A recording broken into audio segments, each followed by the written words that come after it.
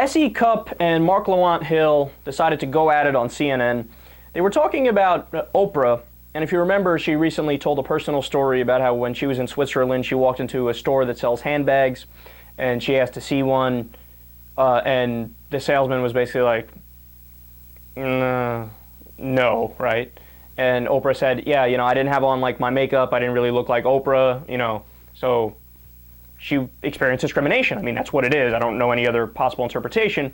Well, S.E. Cupp has another interpretation. Let's listen to this, and then I have an interesting takeaway afterwards.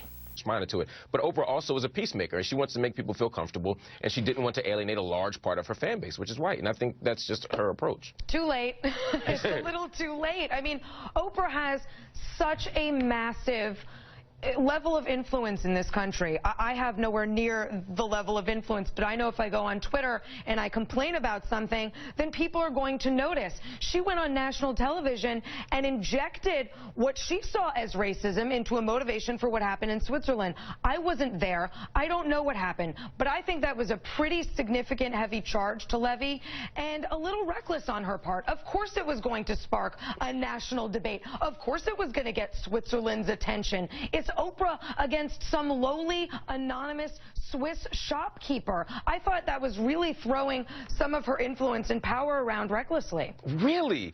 Really? I'm amazed that you feel more sorry for the reckless, anonymous, potentially racist shopkeeper in Switzerland than the person... Potentially racist? You weren't there either, Mark. Well, that's why I said potentially. You don't know. That's why I said potentially. It's potentially racist because Oprah said it was. It may not have been. It's potentially. But I have no reason to doubt Oprah. Oprah's not exactly a race baiter. This isn't like someone who who deals in race every day on the public stage who decides to tell a story. Oprah goes out of her way to avoid race talk. So if Oprah says it was racist, it must be true. I'm inclined to agree with her. So are a lot of people. That's the problem. My main takeaway from this, and sometimes we have this conversation, are the people on the right doing it because they've misread the situation in the world and they're ignorant and, they don't know the details? Or are they doing it because they're misleading you and they're lying? They're smarter than they're putting on, but they're, acting and playing a character and, this is what they're saying. And honestly, you have to judge on a case-by-case basis, and some commentators I think are lying, other commentators I think are genuine, and it depends, right? But what I took away from this is that S.E. Cupp is lying. I don't believe her. I don't believe her for a second that she actually thinks that there was no race involved in the story that Oprah told.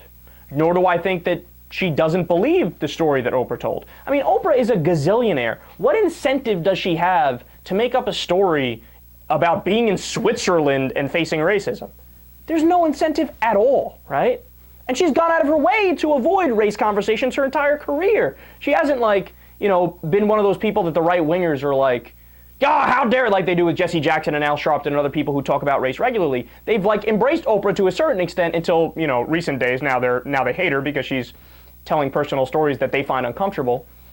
But look, I don't believe her. I think she knows. I mean, what was it then that the person in Switzerland, the salesman in Switzerland, thought, we don't show handbags to people who have on yellow nail polish?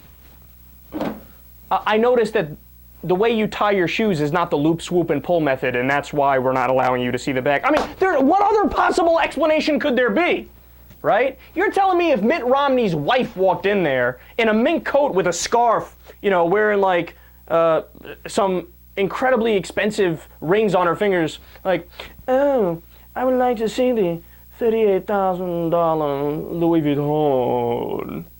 You're telling me they wouldn't? Oh, yes, ma'am, absolutely. Let me tell you about this model right here. This one was made in blah, blah, blah, blah, blah.